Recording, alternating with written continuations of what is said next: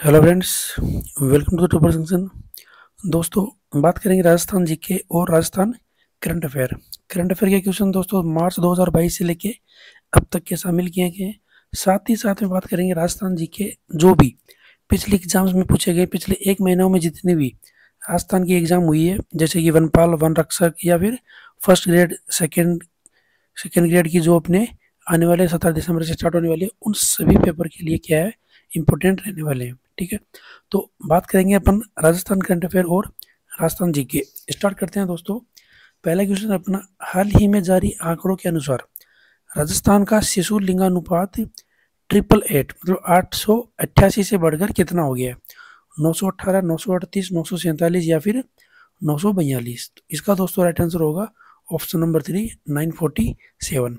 तो ये आंकड़े दोबारा जारी हुए हैं क्योंकि शीशा लिंगानुपात दोस्तों एक बार हो चुका था 2011 के अंदर। उसके बाद में 2021 में भी कोरोना की वजह से क्या हुआ, इसको स्थगित किया गया था, हुआ नहीं था। तो हाल ही में दोबारा इसके आंकड़े जारी किए गए क्योंकि हर 10 वर्ष में एक बार होता है, तो इस बार हो नहीं पाया 2021 का, तो इसलिए ये आंकड़े दोबारा से रिलीज किए गए थे। तो 888 से इस बढ़कर कितना हो गया, 947। याद रखिएगा, इंपॉर्टेंट क्वेश्चन है। पिछवाई कलाकृतियों में बने चित्र उद्धृत किए गए हैं, वो किन के लिए, किन से संबंधित है, इस तरीके से आप मान सकते हो। तो जो एक जो दोस्तों पिछवाई जो कलाकृति है वो कहाँ की प्रचलित है, कहाँ की फेमस है, आप मुझे कमेंट बॉक्स में कमेंट करके बताइएगा। ये एग्जाम में पूछा गया था, पिछले ही एग्जाम में पूछा गया है, जो फर्स्ट ग्रेड के एग्जाम हुए थे। नेक्स्ट एग्जाम में क्या पूछ लिया गया दोस्तों, ये चित्र उद्धृत किए गए हैं, मतलब भगवान राम के जीवन से, पांडवों के जीवन से, भगवान कृष्ण के जीवन से या फिर भगवान शिव के जीवन से। और इसका दोस्तों राइट आंसर होगा ऑप्शन नंबर 3, ऑप्शन नंबर 3, भगवान कृष्ण के जीवन से। ठीक है, तो मैंने हमेशा आपको एक ही बात बताई है कि जो भी एग्जाम राजस्थान जीके का जितने भी पेपर के होते हैं, जो भी पेपर हो चुका है या फिर जो भी एग्जाम हो चुके हैं, अपने को ज़्यादा दूर नहीं जाना, सिर्फ 6 मंथ में उठा के देख लेना। जो भी 6 महीने में पिछले एग्जाम हो चुके हैं उन सभी क्वेश्चंस को एक बार रिपीट कर लेना अच्छे तरीके से। अच्छे तरीके से इन द सेंस, जो भी क्वेश्चंस पूछे गए हैं उनको अपने को क्या करना है, थोड़ा सा डिटेल में जाके स्टडी कर लेना। उन्हीं से संबंधित क्वेश्चंस आने वाले एग्जाम में पूछे जाएंगे। क्योंकि दोस्तों आरपीएससी की हिस्ट्री रही है, इतिहास बोलता है कि जो भी एक साल के अंदर पूछे गए प्रश्न है उन्हीं को दोबारा से रिपीट करती है।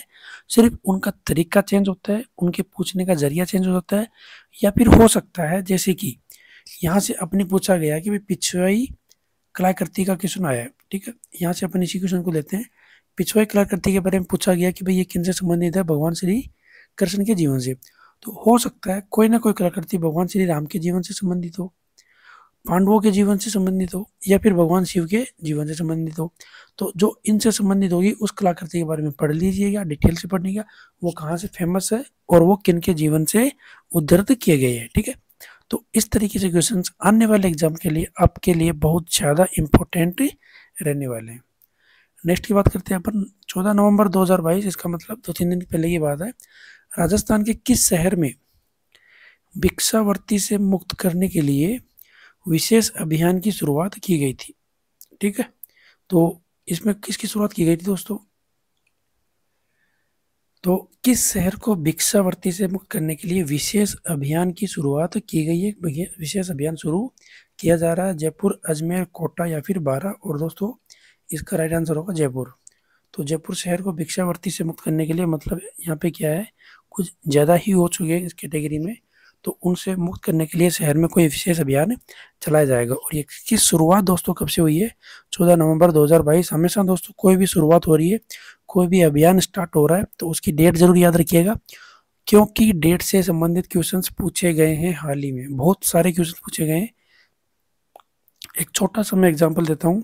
फर्स्ट ग्रेड का जो एग्जाम हुआ था उसी में किस से पूछा गया था, सॉरी फर्स्ट ग्रेड का नहीं, ये वनपाल का, वनपाल में पूछा गया था कि भाई जो अपनी चिरंजीवी योजना है, उस चिरंजीवी योजना की शुरुआत कब हुई थी, डेट गिवन थी।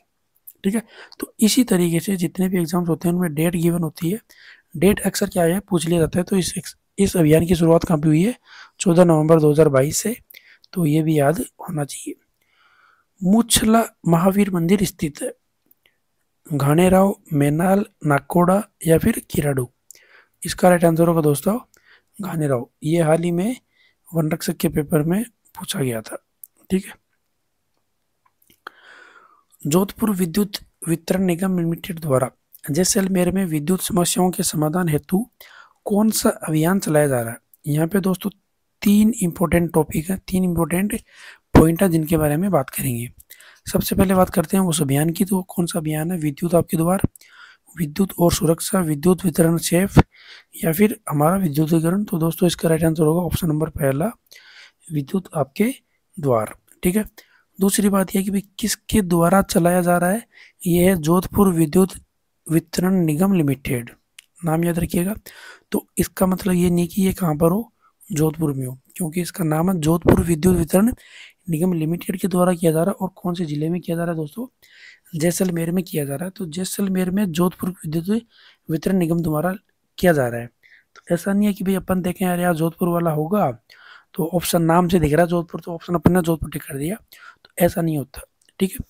और उस अभियान का नाम है क्या दोस्तों? विद्युत आपके द्वार। अगर किसी स्टूडेंट को, अगर किसी विद्यार्थी को इसकी डेट याद हो तो कृपया मुझे कमेंट बॉक्स में कमेंट करके बताएं कि भाई कितनी तारीख को यह स्टार्ट हुआ था। देखो दोस्तों, कमेंट पूछने के पीछे रीज़न ये है कि आप जैसे ही कमेंट करोगे तो कमेंट के लिए अगर बाई चांस आपने नहीं पढ़ा, सपोज करो आपने ये पहली बार देखा है और आपने नहीं पढ़ा, तो इसको आप क्या करोगे? नेट पे सर्च करोगे।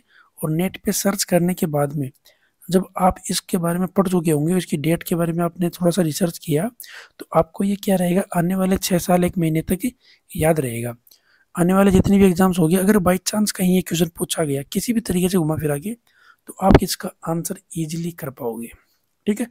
ये क्या रहता है, मेरा जरिए रहता है कि आपसे कमेंट बॉक्स में कमेंट करवाया जाए ताकि वो क्वेश्चंस आपको लंबे समय तक याद रहे। 32वां पश्चिमी राजस्थान उद्योग शिल्प हस्तशिल्प उत्सव कब और कहाँ आयोजित होगा? 6 से 15 जनवरी 2023 जोधपुर। तो दोस्तों सारी बातें क्या हो रही है? 2023 की बातें हैं। यहाँ पे 6 से 15 जनवरी, 3 से 11 जनवरी, 6 से 15 जनवरी ये अजमेर में है, या 3 से 11 जनवरी जयपुर। जोधपुर। तो इसका दोस्तों राइट आंसर होगा ऑप्शन नंबर फर्स्ट, 6 से 15 जनवरी 2023 जोधपुर। याद रखिएगा। ठीक है। वल्य आभूषण पहना जाता है हाथों में, नाक में, सिर पे या फिर कान पे। और दोस्तों इसका राइट आंसर होगा हाथों में। अब एक चीज और मुझे बताइए कि भाई ये किन के द्वारा पहना जाता है? मतलब मेल या फीमेल? या तो ये पुरुष के द्वारा पहना जाएगा या फिर ये महिलाओं के द्वारा पहना जाता है। तो ये किन के द्वारा पहना जाता है? तो वो आप मुझे कमेंट बॉक्स में कमेंट करके बताइएगा, जिससे क्या रहेगा। देखो दोस्तों एक चीज और है, जितने भी आभूषण के ऊपर क्वेश्चन बने हैं वो क्वेश्चन किसी एग्जाम में आते हैं, तो क्यों ना हम इन आभूषणों को एक बार में पढ़ के खत्म करें कि चलो यार ठीक है, जो जो आभूषण है बार बार अपने को परेशान करते हैं, हर एग्जाम में परेशान करते हैं। तो आपको क्या करना है, सिर्फ एक ही पेज है, इसकी ज़्यादा नहीं है। अगर आपने देखा होगा अपन एक छोटा सा वीडियो बनाया था, उसमें मैंने कंप्लीट नहीं किया, लेकिन अगर किसी स्टूडेंट को लगता है कि इसके बारे में आपको क्या चाहिए, कंप्लीट नॉलेज चाहिए पूरा, कि भाई एक भी क्वेश्चन बचना नहीं चाहिए कि भाई कैसा भी आभूषण हो, सर उसको सारा शामिल कर दो, आप एक वीडियो बना दो, तो आप मुझे कमेंट करके बता दीजिए, उसके बारे में अपन अगला वीडियो में शामिल कर लेंगे। ठीक है। राजस्थान आवासन मंडल द्वारा सिटी पार्क में राज्य का सबसे ऊंचा ध्वज लगेगा, ये कहाँ पर लगेगा? जयपुर, अलवर, हनुमानगढ़ या फिर दौसा। और दोस्तों इसका राइट आंसर है जयपुर। और जयपुर में भी बता देता हूँ मैं, ये लगेगा जयपुर में मानसरोवर। ठीक है। तो हो सकता है अपने पास इस तरीके से भी आंसर आ जाए, ऑप्शन दिया हो कि भाई ये सिटी का जो सब राज्य का सबसे ऊंचा जो ध्वज है वो कहाँ लगेगा। ये आ सकता है कि भाई मानसरोवर, या फिर मालवीय नगर, या फिर सिंधी कैंप, या फिर झोटवाड़ा। तो इस तरीके से भी क्या होता है, क्वेश्चन लोकेशन वाइज भी पूछ लिया जाता है। तो ये किसके द्वारा दोस्तों, ये भी पूछा जा सकता है, तो राजस्थान आवासन मंडल के द्वारा। ठीक है। सारी बातें अपने को याद होनी चाहिए। जल उपलब्धता के आधार पर राजस्थान के उच्चतम 2 नदियों के बेसिन हैं, बनास लूनी, माही बनास, चंबल माही या फिर चंबल और बनास। और इसका दोस्तों राइट आंसर होगा ऑप्शन नंबर फर्स्ट, बनास और लूनी नदी। हाल ही में राजस्थान के किस जीआई टैग प्राप्त वस्तु को इनका आईपीओ लॉन्च किया गया? दोस्तों अगर किसी ने आज का न्यूज़पेपर पढ़ा हो, आज का मतलब दिल्ली के न्यूज़पेपर पढ़ा करो, दिल्ली के न्यूज़पेपर में आपको कहीं ना कहीं कोई ना कोई करंट अफेयर से रिलेटेड बातें मिल जाएगी। और ये हाल ही में 2-3 दिनों से लगातार क्या आ रहा है, न्यूज़पेपर में आ रहा है। देखो दोस्तों, मैं पढ़ता हूँ दैनिक भास्कर, सीधी सीधी बात है, कोई इसमें एडवर्टाइजमेंट नहीं है, क्योंकि जो वो चीज़ें पढ़ें जो आपके समझ में आती हो। ऐसा नहीं है कि भाई हम दिखावा करने के लिए आपने उठा लिया द हिंदू, अरे नहीं यार, सब बोलते हैं कि द हिंदू पढ़ना चाहिए, हमने द हिंदू उठा लिया और पता चला उसमें एक भी अक्षर अपने समझ में नहीं आ रहा, और अपने पूरा पेपर देख लिया, चित्र चित्र देखे, हाँ फोटो अच्छी आती हैं, फोटो देखी और पेपर धर दिया, उसका कोई मतलब नहीं है, कोई सेंस नहीं है। इससे बढ़िया दोस्तों वो पेपर पढ़ें जिसके बारे में आपको पता हो, नॉलेज हो, या फिर जिस पेपर से अपने को क्या मिले, नॉलेज मिले, ठीक है, या फिर वो पेपर अपने को पढ़ने के बाद क्या हो, समझ में आए। तो यहाँ पे कौन सा राजस्थान का जीआई टैग है, कौन सी वस्तु ने अपना आईपीओ लॉन्च किया है? तो और इसका दोस्तों राइट आंसर होगा बीकानेरी भुजिया, ठीक है, ऑप्शन नंबर 3 बीकानेरी भुजिया। अप्रैल 2022 में जारी 100 स्मार्ट सिटी में उदयपुर को कौन सा स्थान मिला? ये था दोस्तों दूसरा। तो मेरा क्वेश्चन ये है कि पहला स्थान किस सिटी को मिला, ठीक है। तो ये जारी कब हुआ था दोस्तों? अप्रैल 2022 में, क्योंकि अपनी जो एग्जाम्स हैं उनके अंदर ऐसा कहा जाता है कि पिछले 6 से 7 महीने का क्या होना चाहिए, आपको करंट अफेयर तैयार होना चाहिए। लेकिन मैं ऐसा मानता हूँ कि भाई जो भी आप एग्ज़ाम दे रहे हो, जैसे आपका दिसंबर 17 में आपका सेकेंड ग्रेड का एग्ज़ाम है, तो आपको जनवरी से लेके दिसंबर तक का, आपको जनवरी से लेके दिसंबर तक का कंप्लीट क्या होना चाहिए, करंट अफेयर तैयार होना चाहिए, ठीक है। इतना तो हमें पता ही होना चाहिए कि भाई जनवरी से दिसंबर के बीच में क्या क्या हुआ है। निम्नलिखित में से कौन सा किला मरुस्थलीय किले की श्रेणी में आता है? दोस्तों मोस्ट इंपोर्टेंट है, स्टार लगा लीजिए। ये देखो, स्टार रुक नहीं रहे, ये इसलिए क्योंकि जितने भी अपने राजस्थान में किले हैं उनकी जितनी भी श्रेणी है उनको किसी न किसी श्रेणी में डिवाइड किया गया है। कोई जल महल की तरफ आता है, जल महल मतलब जल की श्रेणी में आता है, किले की श्रेणी में, कोई मरुस्थल की श्रेणी में आता है। तो इस तरीके से सारे किलों को अलग अलग तरीके से डिवाइड किया गया है। तो उन किलों की स्टडी एक अपने स्टार्टिंग में वीडियो डाला था, अगर किसी स्टूडेंट को याद है, बाई चांस नहीं भी है तो कोई बात नहीं, वहाँ देख लेना आप, उसमें डिस्क्रिप्शन में आपको कंप्लीट किलो की डिटेल मिल जाएगी, ठीक है। वहाँ से बाहर एक भी क्वेश्चन नहीं आना है। तो यहाँ पे मेहरानगढ़, गागरोन, जूनागढ़ या फिर नाहरगढ़, इसका दोस्तों राइट आंसर होगा गागरोन। और ये गागरोन का किला कहाँ है दोस्तों? ये है झालावाड़ में। अब मैं ये पूछना चाहूँगा, मेहरानगढ़, जूनागढ़ और नाहरगढ़, ये तो पता ही है सबको कि जयपुर में है, नाहरगढ़ तो। जूनागढ़ और मेहरानगढ़ किले कहाँ पर है? पहला क्वेश्चन है मेरा। दूसरा क्वेश्चन, ये किस श्रेणी में आते हैं? कहाँ पर है ये तो सबको पता होगा, किस श्रेणी में आते हैं ये आप मुझे कमेंट बॉक्स में कमेंट करके बताइएगा। वो इसलिए क्योंकि अगर आप मुझे कमेंट करते हो तो आपको ये चीज़ें क्या रहेंगी, लंबे समय तक याद रहेगी, ठीक है। मंजीरा, तानपुरा, चौतारा वाद्य यंत्रों का प्रयोग अधोलिखित किस नृत्य में किया जाता है? वाला नृत्य, तेरहताली, गवरी या फिर घूमर?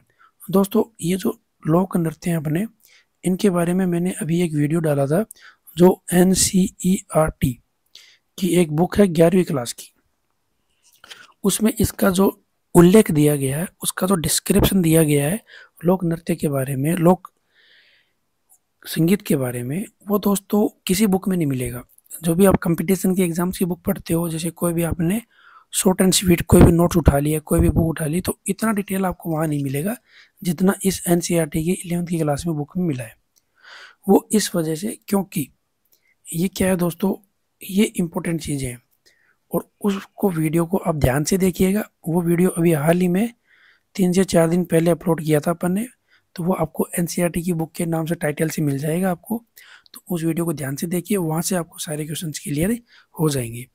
इसका दोस्तों राइट आंसर है 13 ताली, ठीक है। G20 देशों के प्रतिनिधियों का सम्मेलन राजस्थान में कब और कहाँ आयोजित होगा? फरवरी 2023 जोधपुर में, जनवरी 2023 जोधपुर में, फरवरी 2023 जयपुर में, या फिर मार्च 2023 अजमेर में। और दोस्तों इसका राइट आंसर होगा ऑप्शन नंबर फर्स्ट, फरवरी 2023 जोधपुर में। ठीक है, इसका जो ये सम्मेलन है इसमें भारत की तरफ से कौन प्रतिनिधि करेगा? 20 कंट्रीज में शामिल होती हैं। कौन अपना इस बार चीफ गेस्ट रहेगा? इनके बारे में सारी डिटेल आपको पता होना चाहिए। Thank you very much. Like, comment and share. Video कैसा लगा दोस्तों इसके बारे में आप मुझे कमेंट बॉक्स में कमेंट करके बताइएगा। लाइक कीजिएगा और जितना शेयर हो सकता है कीजिएगा। Thank you very much.